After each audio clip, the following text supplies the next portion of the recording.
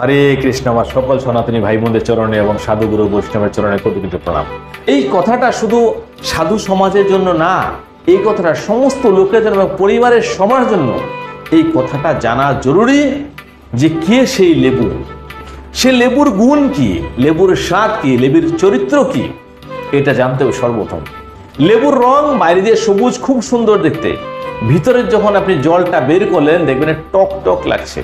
যদি একটা গোটা লেবু থেকে পুরো রসটা বের করে 1 লিটার গরম দুধের মধ্যে আপনি ছেড়ে দেন, তাহলে কি হবে? দুধটা তৎক্ষণাৎ ফেটে যাবে, একদিকে জল একদিকে একটা ছানার মতো হবে। অর্থাৎ দুধের মধ্যে জল ছিল কিন্তু সেটা আগে বোঝা যায়নি। লেবুটা পড়াতে কি হলো, জল আর দুধকে আলাদা করে দিয়েছে, জলের গুণ নষ্ট করে দিয়েছে, দুধের মধ্যে আর সেই গুণ নাই, দুটোকেই পৃথক করে দিয়েছে, অর্থাৎ দুটোরই সর্বনাশ করেছে।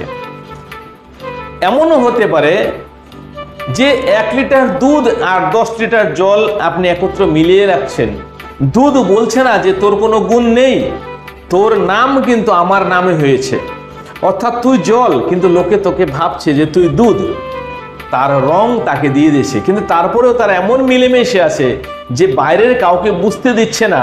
তেমনি আপনার পরিবারের মধ্যেও দেখবেন কোনো একজনের বা দুজনের খুব বিশেষ গুণ আছে, জ্ঞান আছে, ধর্ম আছে, কিন্তু আবার 2-1 জনের একদমই কোনো জ্ঞান নেই, তারপরেও পরিবারটা এত সুন্দরভাবে মিলেমিশে আছে যে বাইরে থেকে কেউ বুঝতে পারে না যে এর মধ্যে এই লোকটা এত খারাপ বা এই লোকটা এত ভালো বা এর খুব গুণ আছে, এর কোনো গুণ নেই। কেননা সে পরিবারটা এমনই একটা সুন্দর ফ্যামিলি, দুধ আর জলের মতো একসাথে মিলে আছে। কিন্তু যখন তার সংসারে একটা লেবু গুণ যুক্ত লোক এসে প্রবেশ করে, তখন তাদের আঙুল তুলে দেখিয়ে দেয় যে তোর গুণ আছে, তোর গুণ নেই, তোর নামে সে চলছে, তোর ইজ্জতে সে চলছে। অর্থাৎ তখন দুজনের মনের মধ্যে একটা সন্দেহর দানা বাঁধে এবং দুজনকে সে আলাদা করে দেয়, দুটোকেই বরবাদ করে দেয়। এমনই সংসারের মধ্যে অনেক মেয়ে আছে, বউ হয়ে আসে, তার মধ্যে লেবুর গুণ থাকে।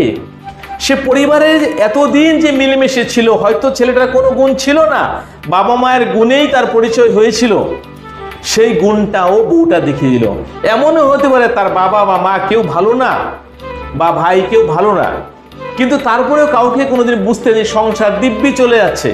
কিন্তু একটা পরের মেয়ে এসে সেই বাড়িতে কোথায় আরো মিলমিশিয়ে রাখবে, তা না করে সবাইকে পৃথক করে দিল, আলাদা করে দিল, একে অপরের শত্রু বানিয়ে দিল। অর্থাৎ দুজনের গুণ নষ্ট করে দুজনকে তেতো করে দিল। যেমন দুধকে ফাটিয়ে একদিকে টক জল আর একদিকে ছানা হয়ে গেল, ঠিক তেমনটা। কিন্তু সেই মেয়েটার মধ্যে চিনির মতো গুণ থাকতো, তাহলে দুধের সাথে আর জলের সাথে এমন করে মিশিয়ে যেত যে সম্পর্ক আরো মিষ্টি হয়ে যেত। এমনটা কিন্তু করতে পারতো। কিন্তু এই সমাজের মধ্যে এই যে পরম্পরা, মায়েরা মেয়েদের তেমন কিছু শিখিয়ে পাঠায় না, কি করে আলাদা করবে, কি করে বিচ্ছেদ করবে, এই জিনিসটাই শিখিয়ে দেয়। লেবুর গুণ দিয়ে পাঠিয়ে দেয়, টক, নিজে টক, পরিবারটাকে টক বানিয়ে ফেলে, বরবাদ করে দিল।